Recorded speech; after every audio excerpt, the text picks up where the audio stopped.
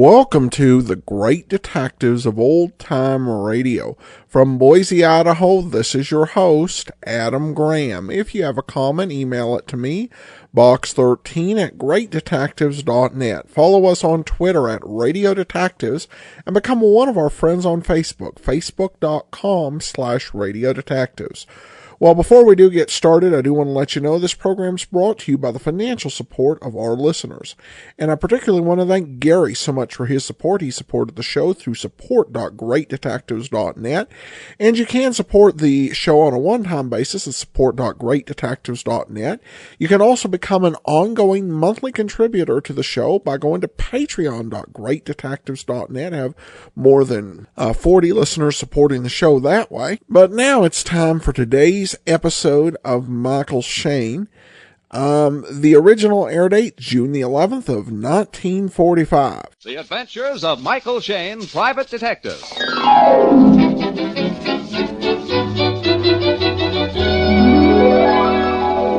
The people who make 76 gasoline and Triton motor oil, Union Oil Company, present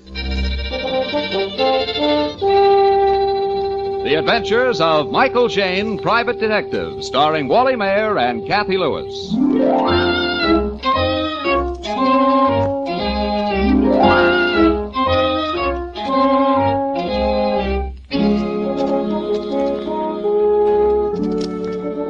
As San Francisco's busiest private detective, Mike Shayne can be found at almost any hour, at almost any spot in the city, except one, perhaps, his apartment. Yet right now, that is just where we find him. Of course, he's there only long enough to pick up his overcoat and 2 theater tickets. Waiting impatiently in the hall doorway is his attractive assistant, Phyllis Knight. Mike, what's keeping you? I can't find the ticket. Oh, fine. Fine. The master detective. Oh, I know. I left them in my other suit. Say, Mike, somebody's coming up your stairs. A strange woman. Yeah? I don't know any strange women. You better not. Your date's with me tonight. Good evening. Is this the apartment of Michael Shayne? Yes, it is. And you're Mrs. Shayne? Well, no. I'm his assistant, Phyllis Knight. Oh, I'd like to see Mr. Shayne. It's very, very important. Well, we were just going out. I'm sorry to impose, but I'm afraid it's a matter of life and death. Would you tell him that, please? That's all right. I heard it. Oh, Mr. Shayne. You are Mr. Shayne? Yes. Come in. My name is Mary Noble. I arranged to be in your neighborhood tonight, Mr. Shayne. I had to talk to you. Yes? Oh, won't you sit down? Oh, thank you. I brought my friends to visit some people across the street at the Eltavar Apartments. Then I slipped away so I could see you, without them suspecting. I don't understand. Without who suspecting? Mr. and Mrs. Pringle and Chico. Chico? That's Mr. Savadell. Oh. I told them that I'd stay in the car, that I needed fresh air. You see, Uncle Briggs lets me go out only with his friends. People who will spy on me and tell him what I do. Chico says he loves me, but I know that I'm not pretty. He wants my money. Now, just a second. You said Uncle Briggs. Would that be Briggs Noble? Yes, the rich, the upright Mr. Briggs Noble. I'm his niece, and he's trying to poison me. Oh, now, really? You don't mean that, I'm sure. Oh, but I do. For the past 2 weeks, I've had strange sick spells. I'm sure it's the poison. What does your doctor say? I haven't had a doctor. I've never told anyone, but I can't stand it any longer. Uncle Briggs wants me out of the way. I'm a burden. I can't imagine you being a burden to a millionaire. That's what's so strange. He's rich, yet he wants more and more money. Next month I'll be 21, and then I inherit my father's money. It's in trust for me.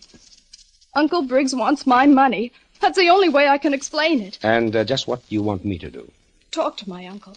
Warn him that you know everything. You'll protect me. Be my bodyguard. Oh, now, Miss Noble, I'm not that kind of a detective. You don't believe me, do you? Well, I can't say. I'm not sure. I might talk to your uncle, but I'm certain you've imagined things. I see. I thought you really helped people. But I was wrong. No one will help me. No one. Miss Noble, now, if you'll tell me... Wait a minute. Miss Noble! Well, that gal certainly got off the merry-go-round backwards. She seemed perfectly reasonable when she first walked in. But that talk of being a burden on a rich uncle, spied on by his friends, and poison. I don't know. She walked the fence between sanity and, well, the opposite. She was scared, Blue, anyway. She almost got me going. People do talk strangely when they're in terror. She said those friends were across the street. Mm-hmm. The Altivar. Yeah, that's right. I'll tell you what. Let's go after her.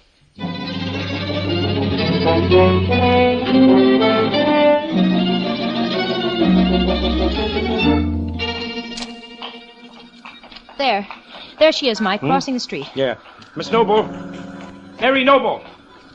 Mary.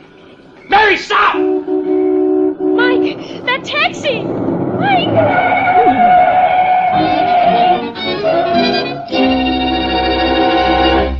Honest, mister, she fell right in front of my cab. I didn't run over her. Listen, she's dead, isn't she? I'm telling you, I saw her fall. You mean she tripped? No, she slumped in a heap right in front of me. I didn't hit her. Maybe he's right, Mike. Hmm? Look at her dress here. There's no dirt from the wheels. She wasn't dragged. Sure, I stopped in time. My bumper hardly touched her. Yes. Yes, it's Mary. Hurry. Good heavens, Yes. What happened? She's dead. She's dead. Oh, William, I told you we shouldn't have left her in the car. Well, she said she wanted some fresh air. How no. could we know this would happen? I take it you are Mr. and Mrs. Pringle? Why, yes. Do we know you, sir? No, I'm Mike Shayne, a private detective. Oh. This girl just left my apartment. Oh, so that's where she went. Huh? She got out of the car and said she wanted to take a walk. You her chauffeur? Yeah, that's right. I don't understand, sir. Why did Mary go to you? She thought somebody was trying to kill her, that her life was in danger. Rubbish. Tommy rot. The girl imagined things. Maybe not, Mr. Pringle. You're a good friend of my boss, but I don't mind shut saying... up, Dan, for heaven's Please, sake. gentlemen. Poor Mary. She lies dead. What must we do? We must go call an ambulance. We'll call more than an ambulance, honey. We'll call the inspector.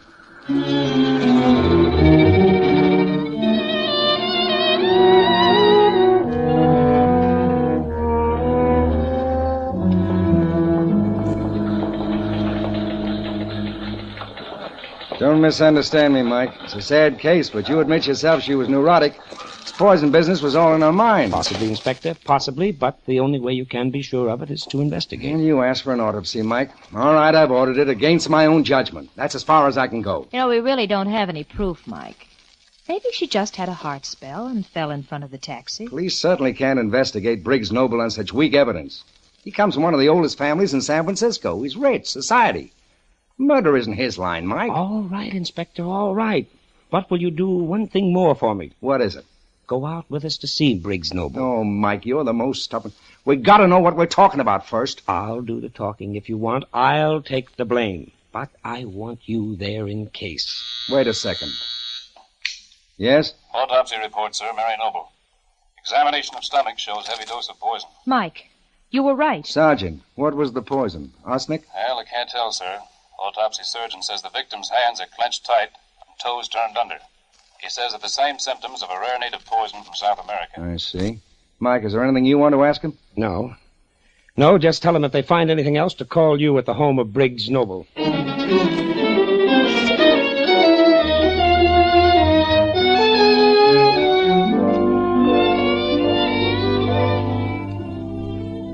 In just a moment, we'll return to the adventures of Michael Shayne. Ladies and gentlemen, sludge in an engine is terrible stuff. It sticks to the pistons, valves, and other working parts, and it slows down and interferes with smooth engine performance.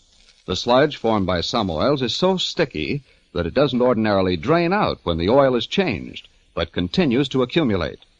The only way to get rid of it is to have your engine flushed out occasionally. Your Union Oil Minuteman can perform this service for you quickly and cheaply. He has a special solvent action flushing oil known as Cleanse Oil. Now, Cleanse Oil is harmless to your engine, but it cuts the sludge in a hurry. So when the Cleanse Oil is drained out, the sludge flushes right out with it, leaving the engine nice and clean. Then, with a fresh supply of pure paraffin-based Triton motor oil, you're all set for hundreds of miles of clean, safe engine operation. Just drive in wherever you see the sign of the big orange and blue 76 and ask for Union Oil Engine Flushing Service. Thank you.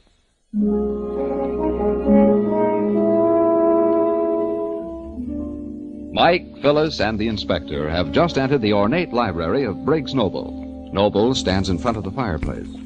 This is the first time I've had the pleasure of meeting you, Mr. Shayne. I'm told you already know my friends here. Yes, but the inspector doesn't. Oh, Mr. and Mrs. Pringle, Mr. Sabadell, and, of course, my chauffeur, Dan Casey. How do you do? I imagine, Mr. Shayne, that you've come here to tell me my niece appealed to you for protection. Yes, she did, Mr. Noble. I told your friends that. Yes. Oh, poor girl. I never understood her. She was so moody. I tried to make her happy. Gave her everything she asked for, except the one thing she really wanted. Her pretty face. So she chose the final remedy. You mean she committed suicide? What else? She threw herself under a taxicab. It's not that simple, Mr. Noble. The autopsy shows she was not killed by the taxi. Really? No, she was poisoned. What? Poison? Why? Quite bent on death, wasn't she? Perhaps not, sir. You see, we think she was murdered. Oh, no. Did she have any enemies, Mr. Noble? None, nor many friends. I suppose that was the trouble. Do any of you know if she was sick during the past couple of weeks? Why, yes, I remember one day. I was driving her and Mr. Savadell. She almost fainted. You remember it, sir? I remember. Did she tell you, Mr. Savadell, that she planned to see a detective tonight? No, I come in. Mr. and Mrs. Pringle are with her. I give Maria a box of candy. We make small talk. She keeps saying we must all go visit some friend. Well, that is all. It's difficult to remember. Mr. Noble, your niece said she was to come into an inheritance on her 21st birthday. Where will that money go now? Well, I'm the last member of the family. It'll come to me. Oh, I see. Our family has had a tragic history. All violent deaths. My brother Edward died in a shipwreck off China. My nephew, Grant Noble, disappeared in his plane over Brazil. Dodd Noble, Mary's father, was crushed in a train wreck. Aren't the women alive? No, Edward and Dodd married, but their wives are gone, too. It's been very, very depressing. Mr. Noble, it's time to be frank with you. Your niece came to me for protection from you. She said you were trying to poison her. Why, that's fantastic, Miss. She thought that about me. Poor girl. I told you she had strange moods. It's a very weak explanation, sir. You admit she had no enemies and that you would inherit her estate. Why should I want her money? I have more now than I want. You gentlemen don't realize the penalties of wealth. That's neither here nor there, sir. Mary Noble was poisoned. She named you. It's my duty to determine the facts. I see, Inspector, that you're determined to make me out a murderer. All I can say is this. I'm not guilty. But, Mr. Noble... Furthermore, if you insist upon bringing charges against me, I'm a man of wealth and power.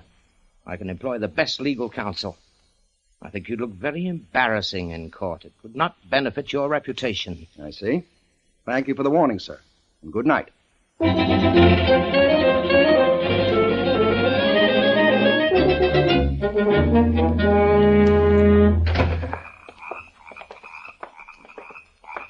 Well, I don't mean to tell you boys your own business, but why didn't you search the house for poison? Well, for one thing, the killer would be smart enough to remove it.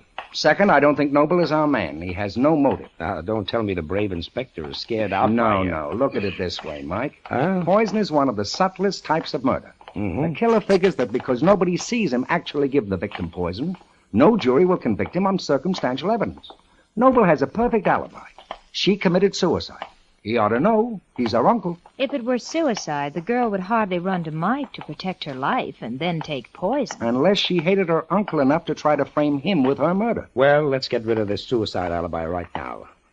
Inspector, if she took poison, it must have been in some container. Now, we didn't find anything suspicious in her purse, but she would have to leave the bottle someplace. Now, where was she just before she died? In your apartment. But she didn't swallow anything there. And before that, she was in her car. So how about giving that a quick once-over, huh? Okay by me. Suppose it's the car over there by the driveway? Well, we'll find out. Uh-huh. It's a limousine with a chauffeur's compartment. Here's the light switch. See anything, Mike? Magazines, lap robe, newspapers and stuff. Now, there's nothing under this cushion. No bottle. Well, then she didn't have any poison with her in the car. That still doesn't rule out suicide. Hey, wait a minute, Inspector. What? We've been a couple of dopes. Mary accused her uncle. We accepted that and forgot everyone else. Got anybody in mind? Yes, the autopsy report said Mary's hands and toes were curled up tight, the symptoms of a South American poison. Who in that house there is a Latin? Savadell, of course. That's enough for me, kids. We're making a round trip right now.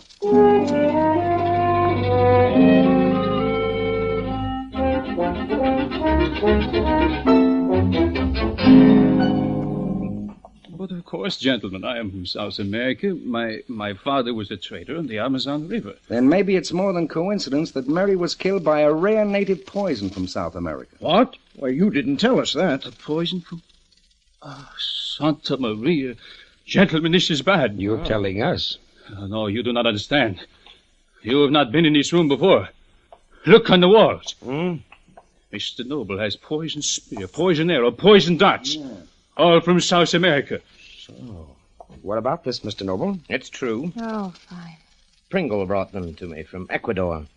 They were poisoned, but not now. I had the stuff all soaked off when I mounted them. Mr. Pringle, is it possible to use that poison after it's been removed? Well, I don't know. The natives in South America use a number of poisons. They act in different ways. I can assure you that Mary did not die of poison from this collection. Where she procured it is a question for you detectives. You still insist it was suicide? I do. Mike, maybe there's another way we can settle that. Yeah, what is it? Well, Mary seems to have been a very lonely girl. It's very common for lonely girls to keep diaries. Well, if Mary kept one, perhaps it would tell us what she intended to do. Yes. I gave her a diary for Christmas. She always kept it on the top of her desk up in her room. Swell. Then up to the bedroom we go.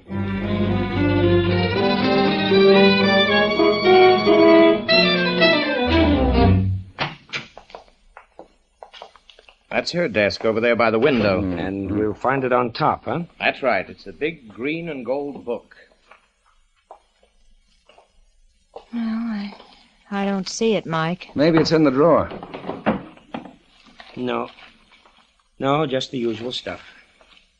Well, it's not here, Mr. Noble. Oh, that's very strange. Could she have hidden it? Well, I don't know if it's important enough to make a search right now. We'll go on with the questioning. Noble, do you mind... You're going? Well, yes. My wife and I'd like to get home. If there's nothing we can do for you, we'll say goodnight. Well, the inspector may not have done with you. I think so. If we need you, Mr. Noble can give us your address and phone number. Yes, of course. Well, good night, then. Mrs. Pringle, one moment, please. Pardon?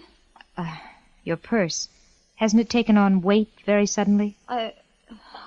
What? May I look inside, please?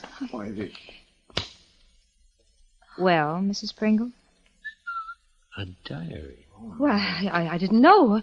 Mr. Noble motioned to me to open my purse, and he slipped something in. I didn't know it was a diary. You see, it's a different color. I'll admit it. I misled you all. I slipped the diary into her purse while you were searching the desk. It certainly doesn't help your case, Mr. Noble. I didn't know what peculiar ideas Mary might have written down. I wanted to protect her memory. And yes, my reputation. Mike, you read anything in it? Nothing very unusual so far. No mention of suicide. Mr. Savadell, I gather that you proposed to Mary. Oh, many times. We never followed up our questions with you either, sir. I know what you have in mind, but you were wrong. I killed the girl I love? No. Mr. Inspector, excuse me. I realize this diary episode with my wife looked suspicious.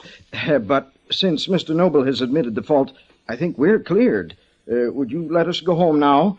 Tonight's been a great strain on my wife. Well, we'd all like to go home. Well, I wouldn't ask it, sir, but my wife is not in good health. I see. What do you say, Mike? Yeah, certainly, by all means. All right, Mr. Pringle. Thank you very much. Good night, everybody. Good night. Yeah, good night. Good night. And now, Mike? Wait. Okay. Now, Mr. Noble, if you please, the address of Mr. and Mrs. Pringle.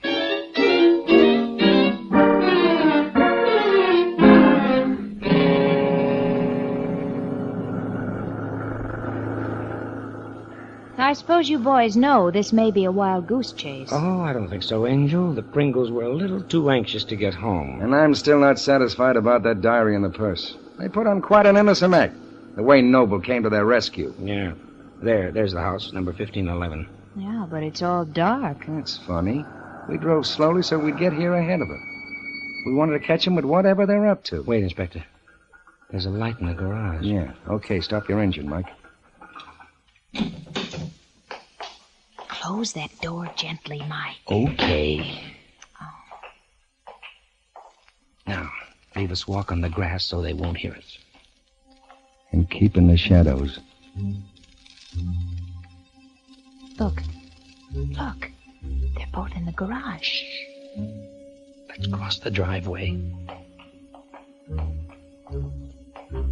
What in blazes are they doing? They got a bucket of... Uh-oh. Yeah. Pringle's got some of those javelins. Poison javelins. Soaking them in the bucket. All right. Let's make an entrance. This water isn't hot enough. It's got to be boiling. Well, I'll go heat a kettle, then. Don't bother, Mrs. Pringle. You're in enough hot water right now. William! Shayne, Inspector, what's the meaning of this? So you cook the spear points in hot water to extract the poison? I don't know. I was just trying to find out, to see if it still had power. Mike, there's a car coming up the driveway. Yeah. Who is it? Why is he blowing the horn? Oh, I don't... Hey, cut it out! Get off that horn! There's something wrong. Come on. There's a man slumped over the steering wheel. I'll pull him off the horn. Okay, mister. Raise up. Holy jump. It's Savadell. Yes, unconscious. But how? Who? Here's the answer. Remember the symptoms of that South American poison? Tight, clenched hands? Look.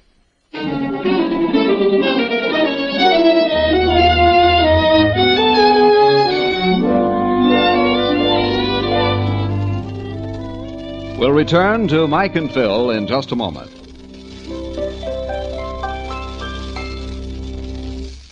Friends, it's pretty safe to say that carbon is the #1 enemy of your automobile engine.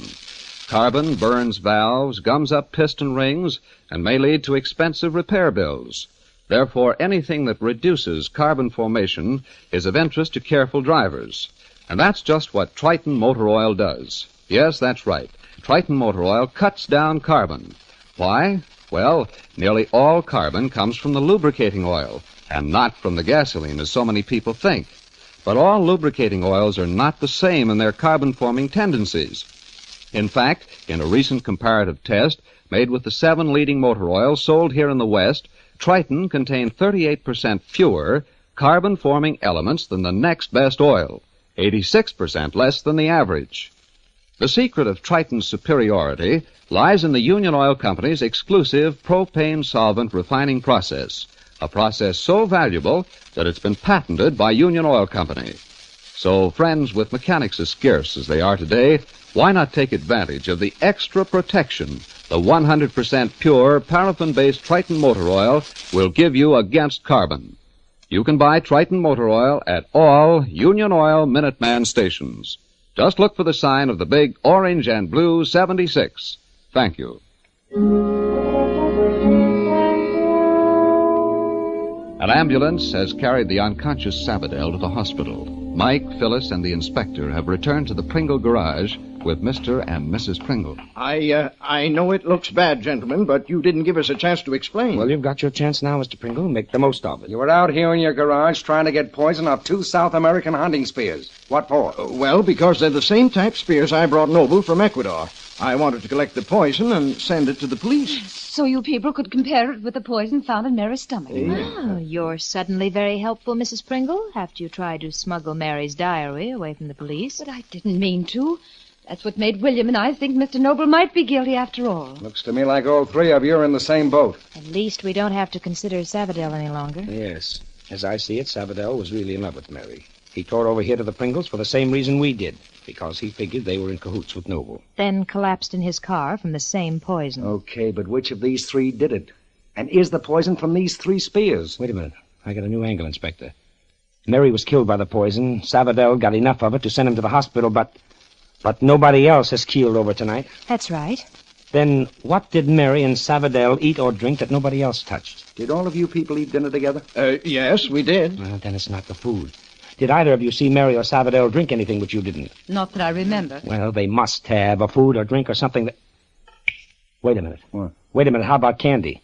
Savadell said he brought Mary a box tonight. Oh, he always did. Mary was a candy fiend. Ate chocolates all day long. Did you eat any tonight? Oh, no, they're much too sweet for me. And you, Mrs. Pringle? I never touch chocolates. Then they did eat something which you didn't. If Mary always ate chocolates, that would be an ideal way to give her the poison. The sugar in the stuff might slow down the effect.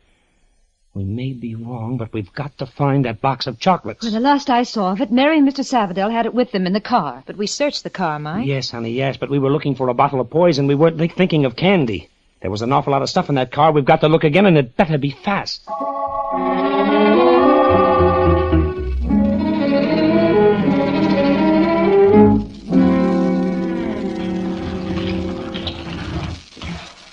I put the car in the garage here just a minute ago. If I'd known you fellows wanted to look at it... That's all right, Dan. That's all right. Thanks for letting us in. Sure. Anything else I can do for you? No, thanks, Dan. Okay, if you want me, I'll be in my room. It's right overhead. All right, okay, Dan. Thanks. We better look good this time, Mike. Yeah. You need more light in there? No. Did you find anything, Inspector? No. Nor I. Just the same stuff I found before. It's hopeless, Mike. No killer would poison the girl, then leave a box of chocolates high and dry for the police. He wouldn't be that dumb. It isn't a question of dumbness, Inspector. It's a question of time. But he'd still get rid of the chocolates. We don't know where to look for him. Now, let me think. He wouldn't throw the chocolates out of the car. Somebody might pick them up and eat them. That means he must have brought them back here. Think, Inspector, think. Would he destroy the chocolates or hide them? He'd destroy them. That means the box, too. He'd have to burn it. I saw an incinerator on this side of the garage. Lead us to it, Angel.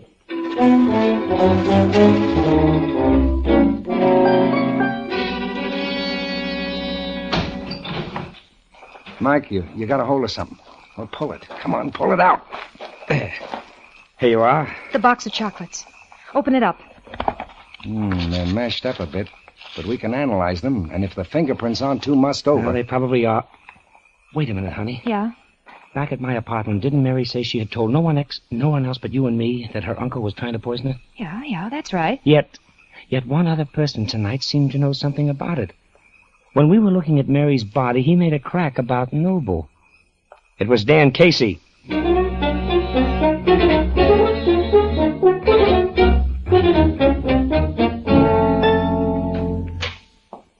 Yes? Oh, Mr. Shayne. Yeah, do you mind if we come in for a minute, Dan? Why, glad to have you. Dan, tonight when we found Mary Noble's body, I heard you start to tell Mr. Pringle that your boss could stand some investigating.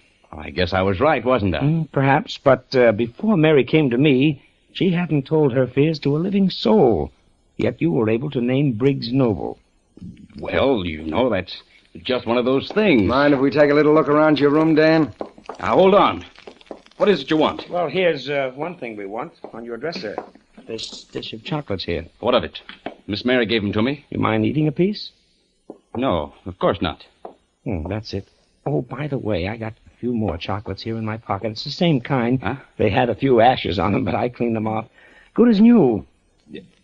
Ashes? Yes, from the incinerator. But I'll just add them to your dish here and mix them all around like that. Now, would you eat another? Go on. Eat a piece. Eat 2 or 3. No, I won't. No. I didn't think you would.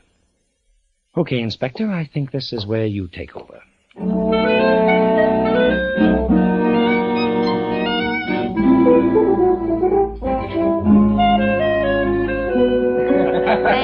Really, I don't care. I insist. You must have a drink. A cup of peace between the inspector and myself. Well, I guess I would drink to that. I can understand your suspicions of me, gentlemen, when I kept telling you it was suicide. But what gets me, Mr. Noble, is how you could employ a chauffeur for months and not recognize him as your own nephew. You forget I hadn't seen him for over 10 years. When he disappeared in his plane over Brazil, he was hardly more than a boy. When he was dead, the whole family thought he was dead. But, Mr. Noble, he was Mary's cousin. Could he still inherit her money? Certainly. The inheritance was so arranged that it would go either to him or, if dead, to me. So he planned to disappear after tonight and come back in a few months as the long-lost heir. Quite a scheme. Chocolate-coated murder. Say, speaking of that, do you think there's a candy store open at this hour? I'd like to buy Phil a box of chocolates. No, thanks, no. After tonight, I've lost my sweet tooth. Oh, but maybe when you see him, honey, nice, big, luscious bonbon. Mike Shayne, you haven't given me a box of chocolates in years. If you do it now, I'll know what to expect. Oh, no, you won't, Angel. Oh, no, you won't.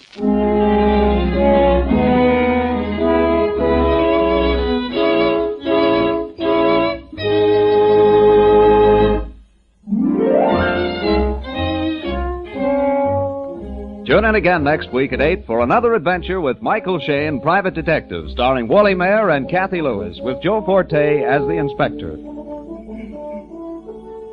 Tonight's story was written by Richard DeGraff and based on the character created by Brett Halliday. Music was composed and directed by Bernard Katz. This is John Lang saying goodnight for the people who make 76 gasoline and Triton Motor Oil, Union Oil Company. This is the Mutual Don Lee Broadcasting System.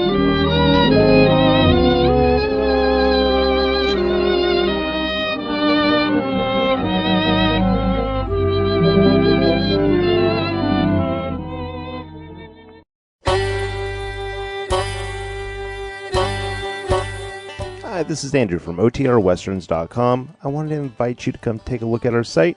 We stream live OTR Westerns 24 hours a day, 7 days a week, along with putting out podcasts of old-time radio westerns. Check us out at OTRWesterns.com. You're listening to The Great Detectives of Old Time Radio with Adam Graham. Now let's get back into the show.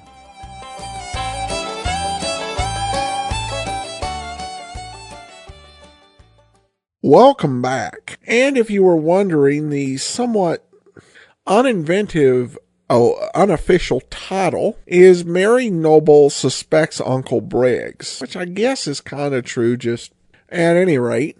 Really would like official titles for some of these.